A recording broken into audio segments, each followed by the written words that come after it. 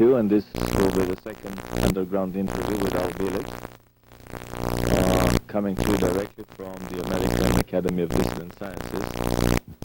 Would you summarize for our viewers, very briefly, for these that have not seen your first underground tape, what was the sort of experiment and what was your part in it? Because all of our discussion in this second interview would be about what happened later and about some other projects that basically have not been commented about so far. Okay, very briefly, the Philadelphia experiment was a project undertaken by the Navy during the war years, which had its early and original genesis in 1931 in Chicago. It was moved to the Institute of Advanced Studies in 1934 in Princeton, New Jersey. And by 1940, they had a functional test which proved they could produce invisibility on a Navy ship. That was Rainbow Run. They classified it and made it a project called Project Rainbow.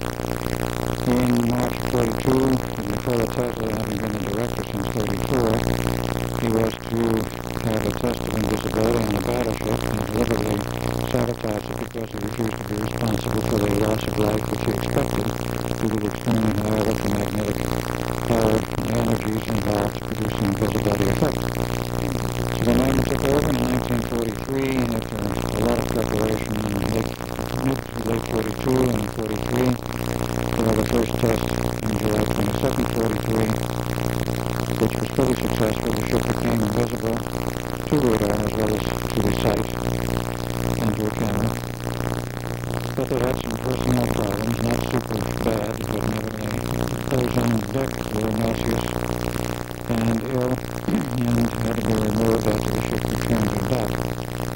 The final test was 12 August 1943, and that one was a total disaster. After it disappeared and remained in hyperspace for some 4 hours by linear measured time in 1943, it returned, and there was some crew members missing, others on fire, and all those on deck were crazy, insane, except myself who just come back. And from that point on, the Navy, after one more aborted test late in October, crashed the entire thing and scrapped the project and sent the others to sea as a regular destroyer after the airplane. Now the project was collapsed in 43 due to the very bad and disastrous results. And in 47 it was taken up again at the request of the Navy. After then, he was asked to look into it and see if he could find out what really went wrong and if anything could be salvaged. He did find what went wrong, and since he was already working on the computer designs in 1946 at the Institute of Advanced Study, he continued his work. The computer designs were completed in 1952. The first model was built, and the second one went to England, and I think the third went to the Navy Department in 1953 with a totally new design, having been working on several projects simultaneously. They had a final test with the Navy on a totally new project in which there was no personnel interaction. They had full invisibility radar and optical, and everybody was happy because there was no problem. So then we classified the project again and called it Project Phoenix. And that code name, Project Phoenix, became the genesis and the cover-all for a multitude of things and a multitude of projects which the government shuttled under that umbrella. We had everything from mind control projects, invisibility project, that is the continuation of the Philadelphia experiment, to time travel problems and time travel systems and time tunnels and attempts at crossbreeding humans with reptilians and to other little strange things all came under that umbrella. So that was very basically and very quickly what happened with the Philadelphia project. The Philadelphia experiment, as it was called, was a disaster because it locked up with the Phoenix project, which was running through 1977 to 83, but in the last month of its running, the last 12 days in August, from August 1 to August 12, the Phoenix project was running along continuously without order. And on the 12th of August, 1983, the two projects locked up for the average into hyperspace, where it remained for some 4 hours by standard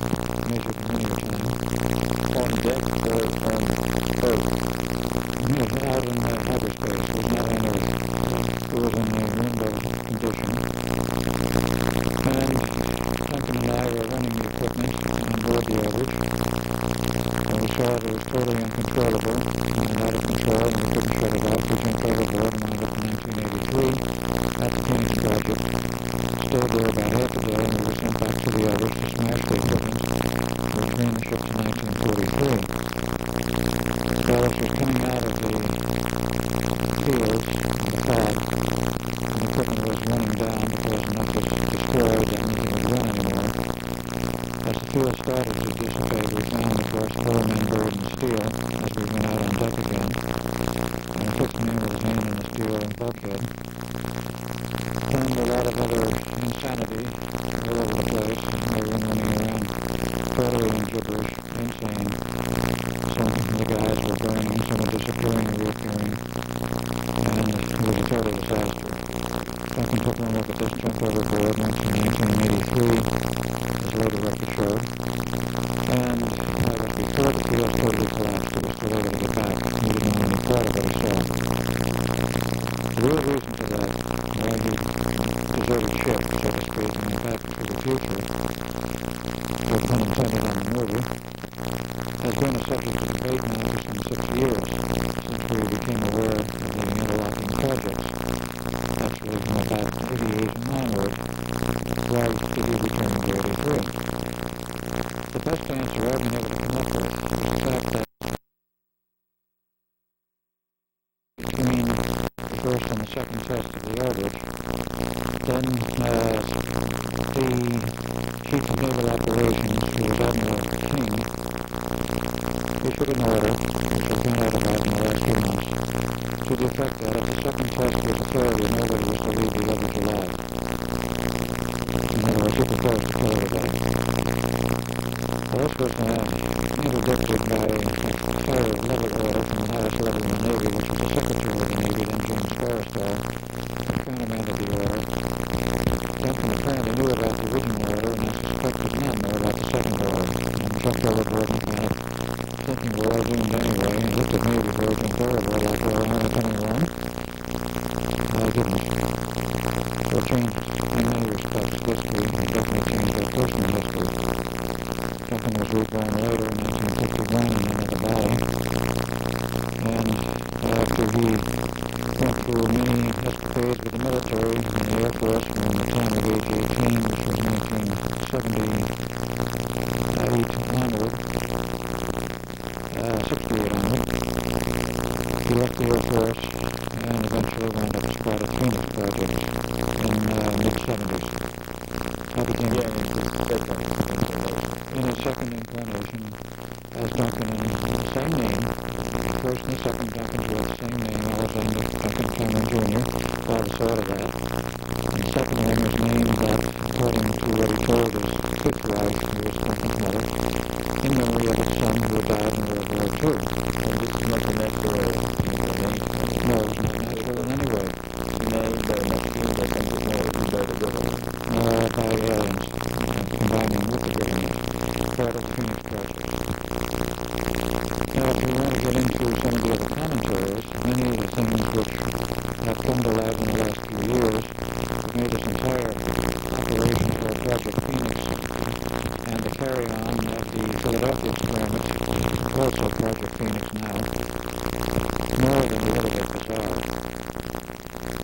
When they perfected, that is, when they made a working experiment that was without hitch, without glitch, and without problems to personnel. Of course, the project became of great interest to the Navy and to other military services. After several generations of revamping, they finally came up with what is today commonly called the stealth technology. The stealth technology basically involves not only The real stealth technology. yes, it involves not only special coatings placed on the stealth fighter and the stealth bomber, but also the full invisibility technology, which is on the B-1 bomber, has been for many years, the B-2, which is a stealth, on every Navy fighter aircraft in the fleet, on every fighter aircraft the Israelis have, on a number of other Air Force craft, all of the super carriers, and this technology is now reduced to the portable side where an individual can be made invisible. So it's gone through many generations of revamping and shrinking of the size of the equipment. he says two things. One, solid-state technology has become of age, and you are now able to do in a very small package things that it once took a huge pile of equipment to do. Secondly, they've modified the equipment to some extent so that it is now possible to make it portable and still completely ineffective. What the principles now are that they're using, I don't know. I don't know if it bears a resemblance to the original procedures or not, but they do have it working. In fact, there's even a famous photo available of President Bush and the Secret Service man out fishing from Port Maine in the surf. And in between the two of them, there was a fishing pole standing there fishing with nobody hanging onto it, quite invisible hands holding it up. This is rather a famous picture, and it is there. It has been publicized in a couple of newspapers, and it really goes to show that the government has rather good control over this sort of thing. There are other stories, not apocryphal, but real. Yeah, this is the famous picture. Right.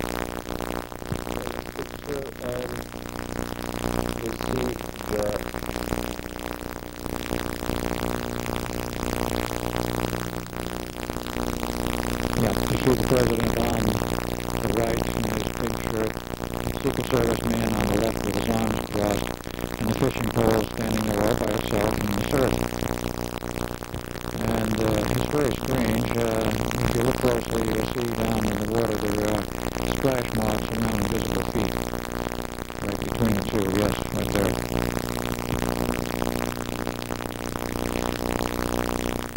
Now the angle seems a little bit off in terms of where the fishing. We don't have the full picture of exactly what bather or where this was and exactly where their lines were actually anchored. So this now can be done with either one of two techniques. One, hardware, or the second one I understand is they can put the human, that is a Secret Service man, through a special processing where without hardware he becomes invisible for about 72 hours. And then he starts to do the invisible man number and starts to come back into visibility, and also he gets, I understand, violently ill in the process coming back to quote normalcy, unquote. Either way, they have control over processes of invisibility. You might have a very powerful invisible hangover. I mean, hangover is not invisible to the person who has to withstand it. This is only one of the aspects of many things which have occurred. One very interesting thing here that comes to my attention is that if all carriers in volcanoes are equipped with this invisibility, which basically goes to a teleportation system, then practically all concentration on this planet becomes impossible because you cannot type a key that can hop around the world at will, just flipping the numbers. Flipping the dials and showing up somewhere else. Yeah. After turning on the invisibility. There's more than one report of this, of a fleet going invisible in the Pacific, off radar, off optical view by private aircraft that happen to be flying in the area. And the fleet shows up a day later, it's a couple of thousand miles away, and steaming under completely normal conditions where it doesn't appear like anything has happened, just sort of change location in the meantime. And they were totally off all radar, and not visible, and could not be tracked during that period of time. They made a quick jump of some type, and then were there. How do you explain this to the sailors? I don't know. How do you explain to the personnel on board the ship that are not in on the equipment? Because these big carriers and larger ships, everybody does not know about the equipment, only a handful of personnel, including the skipper, of course. Maybe this film, the final countdown, gives an idea of how this is explained. They simply said that it was a whirlwind, a cyclone with some time-changing characteristics that moved the ship back in time to the full harbor at that. Yes, that film purported to be fictional, and they got away with it, can I say, by showing it as a freak of nature. Nature does not engage in those kind of freaks, not so far as we know at any time. My information was that it was a real test. They had the equipment on board. It was a Nimitz, and they were the first ones to be so equipped. And they went back into the past on direct orders the day before Pearl Harbor with the intent, and really gave the orders that the aircraft and units would wipe out the invading Japanese fleet before there was an attack and prevent the attack and thereby change history.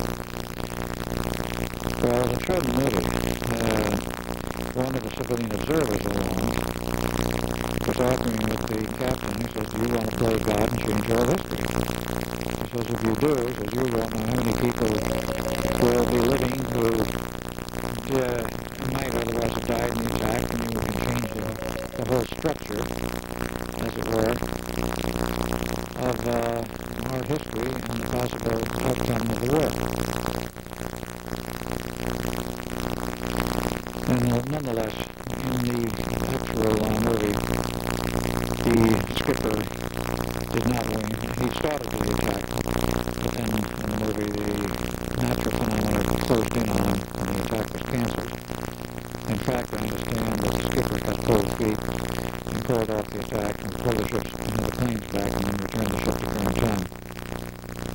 So basically, all these things show that these things are real, but the whole Cold War has been a very clever Mickey Mouse game between the three superpowers in order to siphon tremendous amount of funding into these black projects.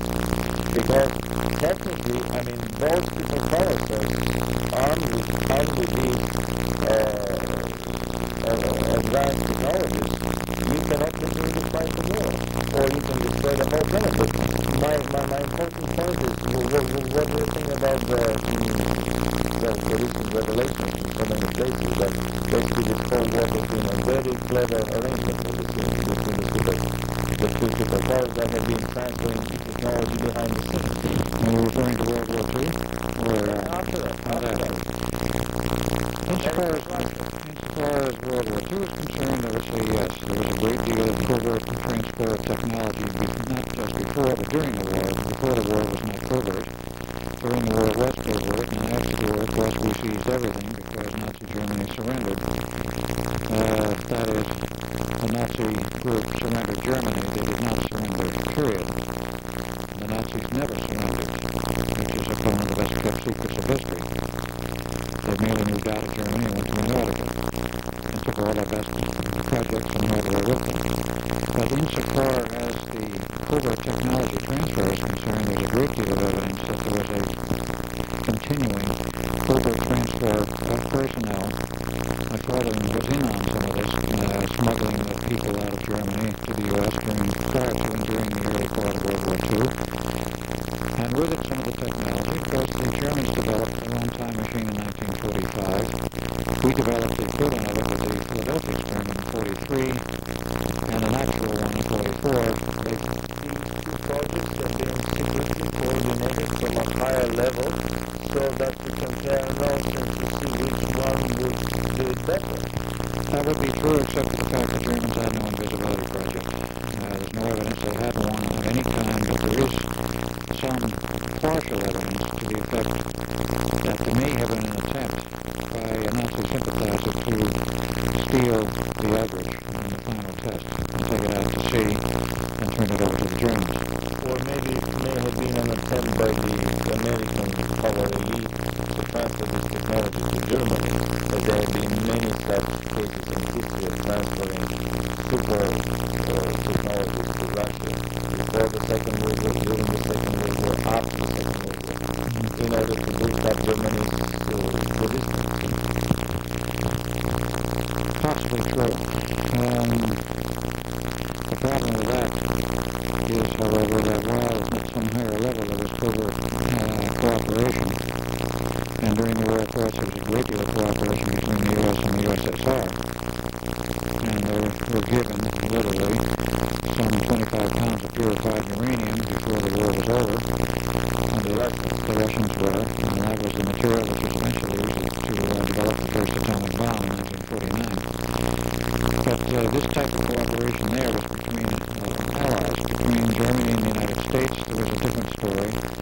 You had financial interests and industrial interests who were so heavily entrenched in the world's financial structure and in the industrial structure that there was bomb targets in Germany and that you did not bomb. And I'm not talking about the concentration camps that did not bomb, but the actual industrial targets which were immune from being bombed throughout the war. The question is why, and who gave those orders? Obviously, they didn't come from the general. They didn't come from Eisenhower. They didn't come from anyone in the middle, in Germany, or Italy, or England. They came from some level above, where I don't know. So the case of the German ball bearings that was fitted with their swapped with the stamp and used in American or high-grade American aviation gasoline ships in American ships with German fuel to Germany for the split level. Well, that part I didn't hear about until very, very recently. But that is another example of the type of undercover cooperation due to industrial interests to keep the war going. And yes, there was definitely covert cooperation at military levels, which the public didn't know about and most of the military didn't know about. We also have a fine example of the Germans developing jet aircraft in 1939, operational. And they had jet fighter aircraft and two-engine fighter craft and jet bombers by 1941-42. And rockets in 43, which were ready to go in production in 41. And this was before the British ever heard about a jet engine. In fact, they only heard about it because the Germans were building them. And they probably captured one. And at that point, they tried to replicate it. They couldn't. They went to a different design, which was grossly inferior to the British design that was changed much later. But they did not have the correct design. The Americans understand it, proceeded with the design very much according to the original German design. Guess where did they get the... I couldn't imagine. Much of this sort of thing went on.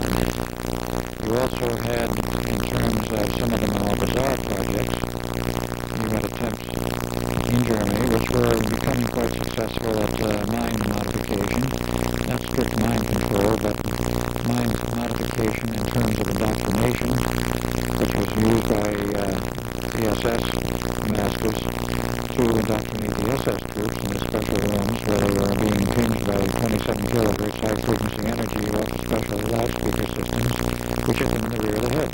I would like to add a little comment here on the transfer of technology, and then we will turn to mind control.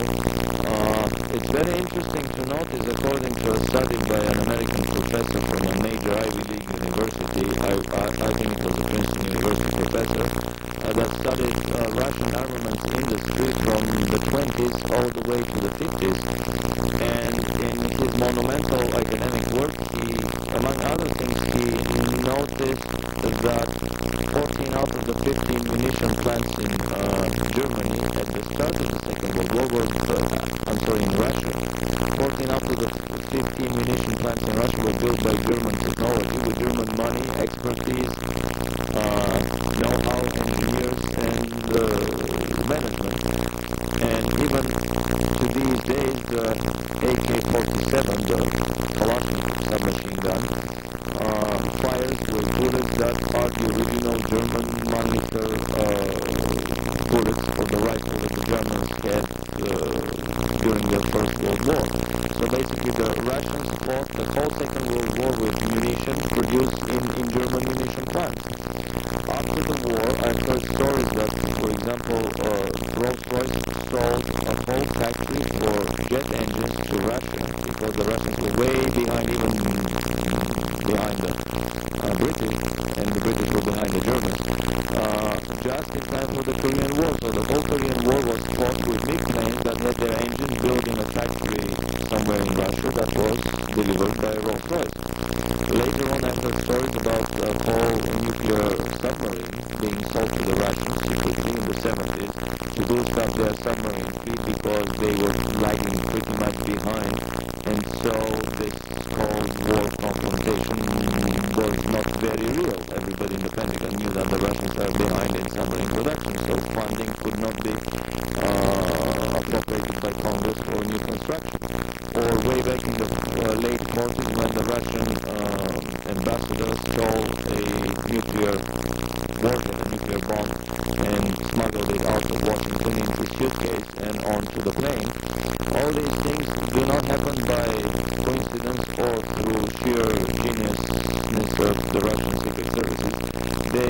cleverly orchestrated and arranged on at a higher level, conspiratorial level, higher than the leadership of the CIA or the KGB, in order to coordinate this Cold War and to have the two adversaries basically equally strong so that money could continue to be appropriated by both the American Congress and the Supreme Soviet. And this has been going on for all these years. My personal feeling is that behind the scenes a massive state program of the two superpowers with the cooperation and participation of other countries has been going on. And what we see in Star Trek as a fictional reality is probably a Monday, everyday, 9 to 5 job for a limited select group of elite intelligence personnel and elite scientists in both Russia and the United States. But I would like to have you all discuss a little bit more about the German mind control project and how they were later carried on in the United States. Okay, the initial work that I know of that was carried on by the Germans involved the use of sound techniques, which produced a semi-hypnotic effect on the persons, groups in the SS being indoctrinated, so that the indoctrination training was taken more readily. This equipment at the end of World War II was captured by what they call the Buck-Rogers flying teams in all over Russia and Germany looking for new technology, things they wanted to bring home to the United States. Quite aside from the 30 railroad cars full of patents and paperwork which they brought back to the U.S., they found all kinds of really interesting pieces of hardware. One of them was this indoctrination hardware, which wound up in Los Angeles, went to the Technicolor Corporation to replicate the electronics. And the speakers, which were very specialized, wound up at Artec Lansing to be duplicated. I know this because of a certain friend of mine who was involved in the project at some level at the time. And after they analyzed what had been built and how it worked on the human head, the hardware was replicated, went into production, and nobody knows where it went. But it was used, of course, in the U.S. Somewhere. Exactly where is an unknown at this point.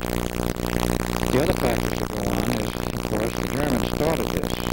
The Japanese also had their own program going using a totally different approach. They were using microwave energy, a special technique working on the head. I do not know how successful it might have been, but the project was taken away by the U.S. at the end of the war and swept further into the war to complete silence. The work continued, basically, at Brookhaven National Laboratory, starting about 1947. And there they had already in place, having been smuggled across the ocean from Germany, a considerable number of refugee German Jewish scientists.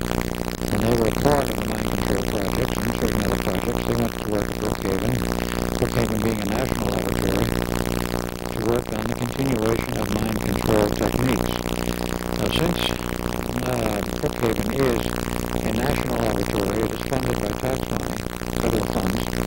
They therefore have to make a report every month as to what they're doing, all the projects underway. They give a report of progress, lack thereof, or whatever. And this went on for some 20 years. And then after approximately 20 years, or close to that, somebody in Congress decided to start reading these reports. So just stuffing them in some cubbyhole, they started reading them. They found out about mind control.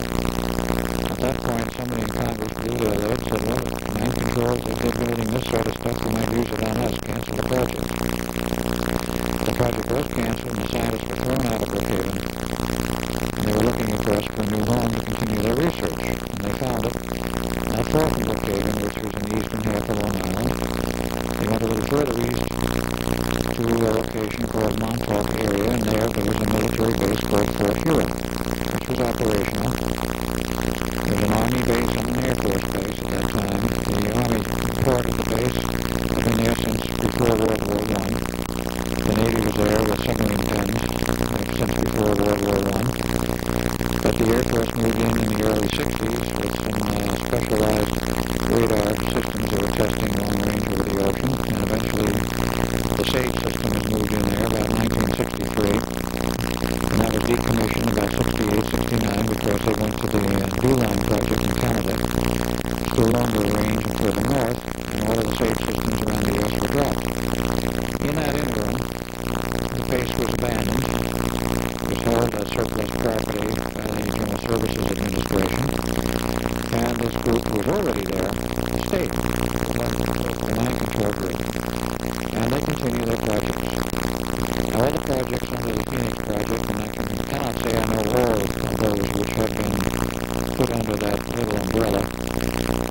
one was mind control, and that was moved to Montauk.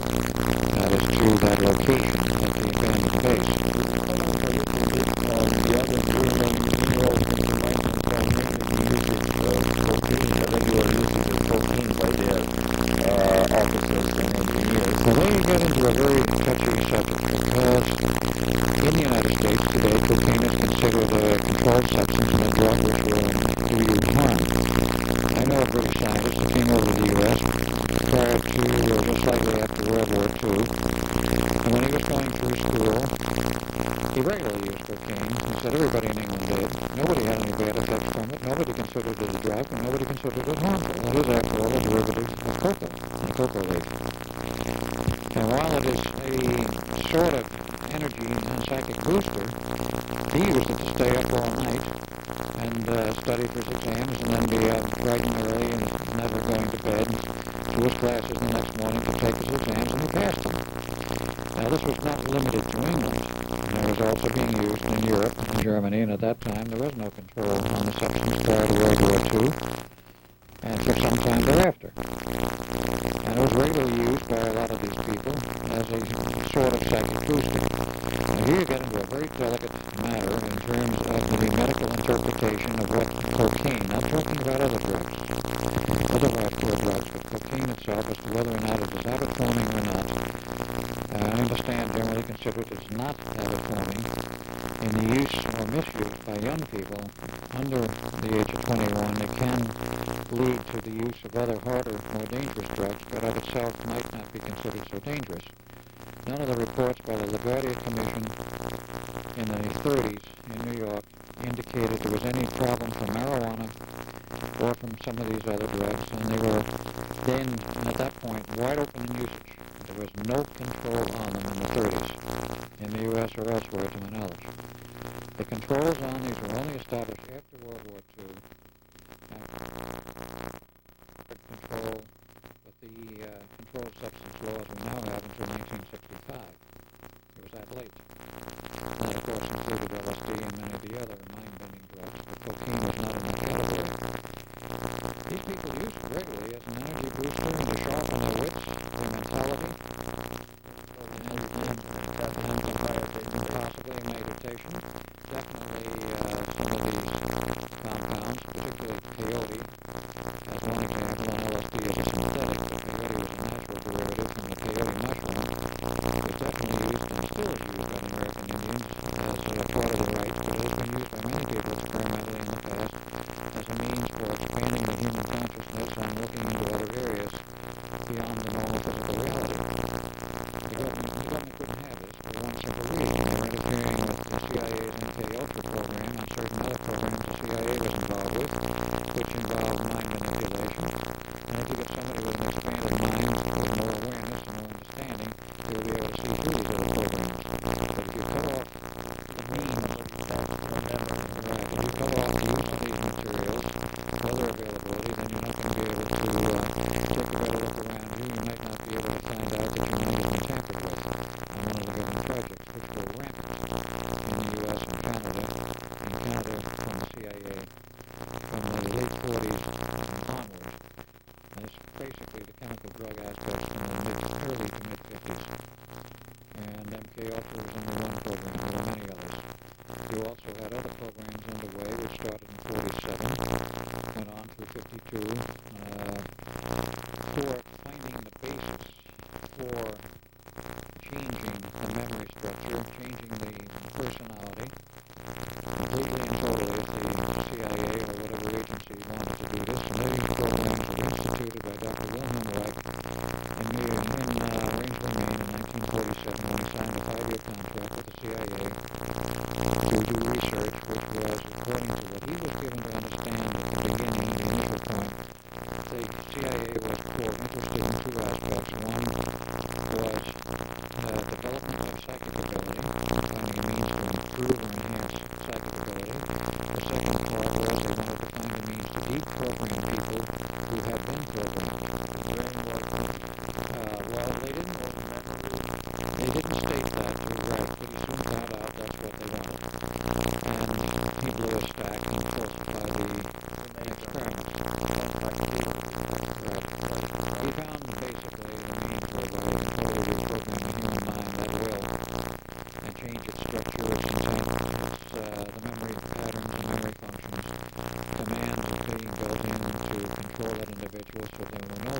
agent, even though they might be under the impression that they were. Certain command methods could be used to have that pre-programmed person on command do something which had already been programmed into them by CIA, NSA, or whoever is using these techniques. This was all part of the mind control programs of the 50s and the 60s and the 70s. And this stemmed from basically German work and from some Japanese work, because the Japanese work comes into the picture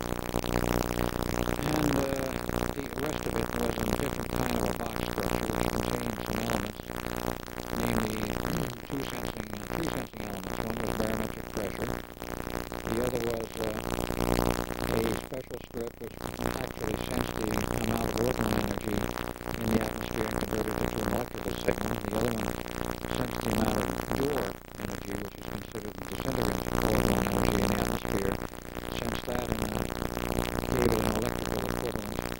And this one through a special modulator chakra system that was set up in the transmitter. That means that small unit being one of the first ones, rather low power, which would then modify the weather experimentally in a limited area. They went from smaller to bigger boxes and finally to the big AMG6, which in its final form, which you can hardly find anymore, was in a cylindrical tube, sort of like a spiral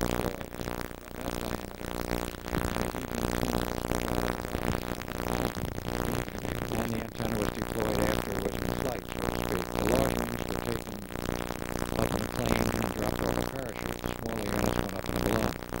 So basically this is the manipulation of the micro and of the macro, from the mind to the weather. Yes. But to summarize here, so basically the Germans developed mind control through chemotherapy and hypnosis. Correct. And they used very heavily scopolamine and other chemicals, which is scopolamine was the principal weapon for hypnosis and mind bending, if you will. And it was used very effectively with hypnosis to change your mind, if you will, from programming under chemical means. And later on, because not only the rocket scientists, but German rocket scientists were killed by the Allied powers after the Second World War, but so were all other secret scientists, so were their SS specialists, the Gestapo, the propaganda ministry especially that were killed by the Allied powers. And obviously all these mind control experiments were moved and continued in the other countries. Here in the United States, I read a lot of books about parapsychology development in the Soviet Union.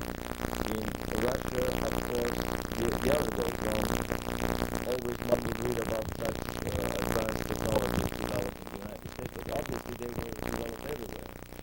In all the major countries. Yeah. And so here, on top of the chemotherapy and hypnosis, obviously in the United States were developed the other two methods, namely with implanted microchips and with some microwave radiation.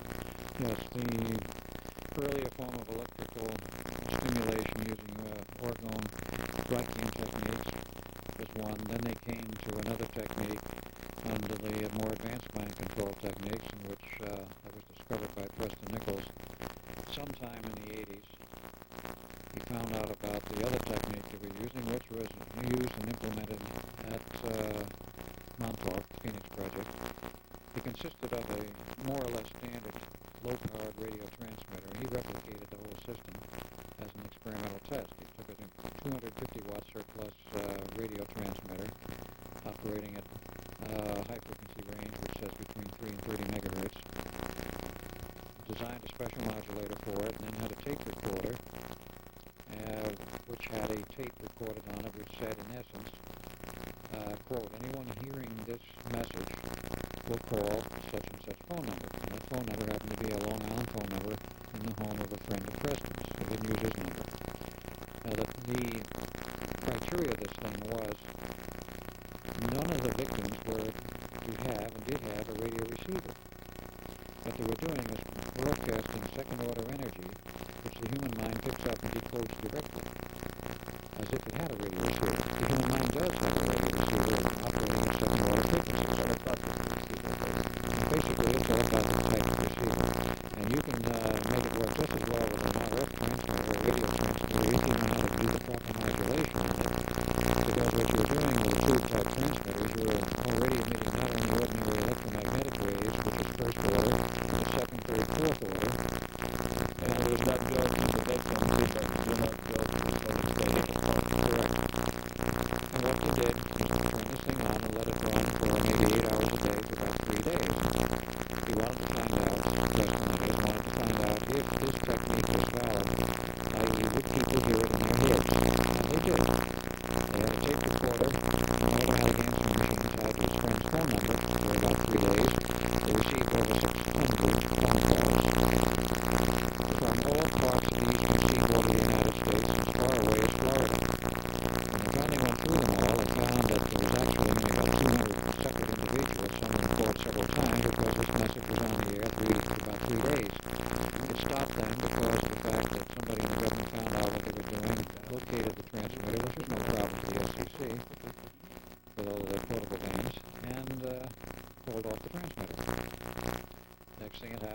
tapes are recorded and the telephone system disappeared, and then sometime after that, the gentleman who let his home be used for this little experiment disappeared himself.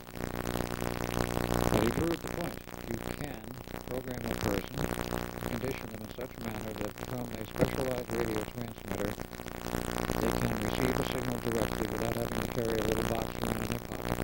The only box you need is a working brain up here. They pick up the signal and decode it, and if they're already preconditioned, this is the key, they must be preconditioned by whatever programming is put in there. They're preconditioned to hear this signal.